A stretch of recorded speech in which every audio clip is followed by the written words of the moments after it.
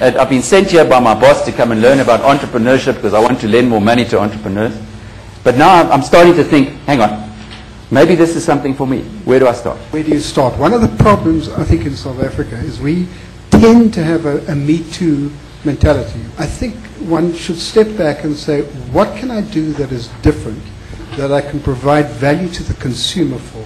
If you can do that, then you've got the starting block to start a company. One of the greatest problems we find, certainly within Cedar, is that all the individuals who come into our branches come out of necessity, rather than having identified an opportunity in the market that they can respond to with something that is unique, something that people are willing to pay for. And I think therein lies the first thing, because it's having identified that opportunity that you can then start shaping your thoughts, your business around, and approaching the right people, and you can sell it a lot easier than sitting and simply responding to something you know someone else is doing. Well, fortunately, you have a name tag on you, Mr. Gunguluza, because I forgot about you. I wasn't told you were on our panel, but welcome. What's your response to that question? Guys, I really appreciate the support that you guys give to entrepreneurship. I think I want to start there. But you know, as entrepreneurs, especially most of us coming from the township, there's a big challenge. Is that we would love all these beautiful ideas about how you start a company and how you run a company. But we're broke. So what is critical to us before we can start any organization is to have that little means of production. Businesses is the next step after we've learned something from the service that we can provide.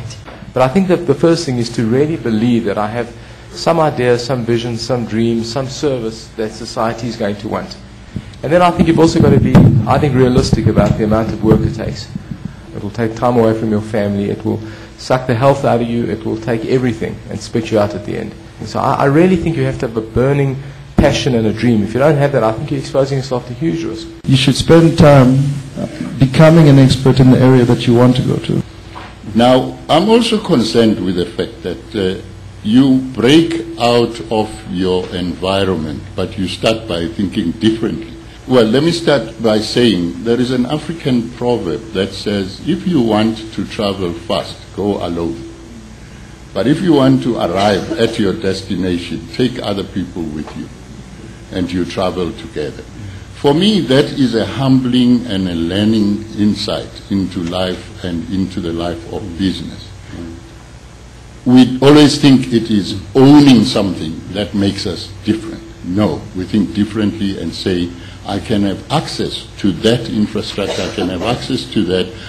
Before I can get to my apex vision of what business I want to run, and which I think I'm most likely to be good at, have I identified who are the people that are going to work with me.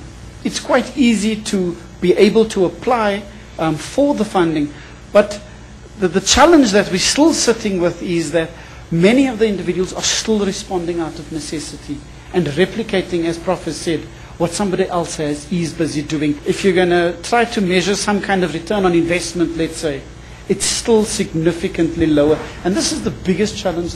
That you need to have a passion for making a difference or having a purpose for what you want to do. But also most of the time, you don't find that passion and purpose very far from what you know. And it's important to stay within the context of what you know, because otherwise you dream beyond you dream somebody else's dream. Is that why should a bank lend you money if it's not a particularly good idea?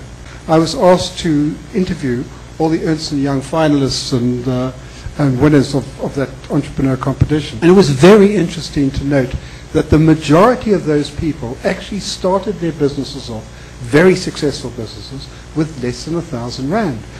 Well, let's start on one side, the positive side of what government has done to create a landscape of accessibility, convenience, affordability, and reach. I think we are failing to manage the moment of truth. I mean, all these interactions in entrepreneurs wanting to break into these areas is often blocked by the way we manage the moment of truth. Do I access this thing from this institution? What do they want from me?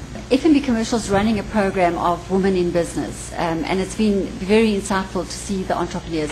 There is an emergence of a lot more accelerated and high impact entrepreneurs in the female line coming through. Is that women are suffering from some of the same issues where the black entrepreneurs are coming from as well.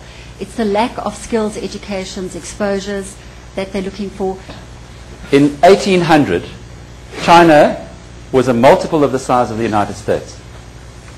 Today, it is only 1/4 of the size of the economy.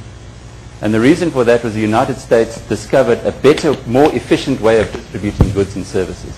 And if we can do that in our country, and if we can open up to all people the ability to distribute goods and services, there's nothing stopping us.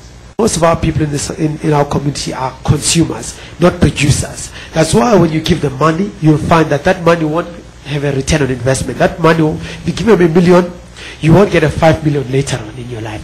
You'll get zero, because they use all that money, they consume all that money instead of producing something out of that money. So what we're saying, the psychology is very important. You are very right, that we have to change the mindset of the people in the townships. I think that really defines an entrepreneur, is the opportunity that you create out of a situation that you're in. Really puts that mindset of an entrepreneur to work. And I can't agree more that the psyche of the entrepreneur really is the critical success factor. You can have a great idea, great business plan, money, and you can still fail. And I think that there are probably two things that we really need to do.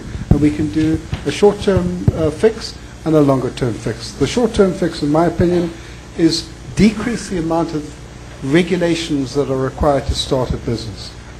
Absolutely. Chile did that several years ago, and look where they are now.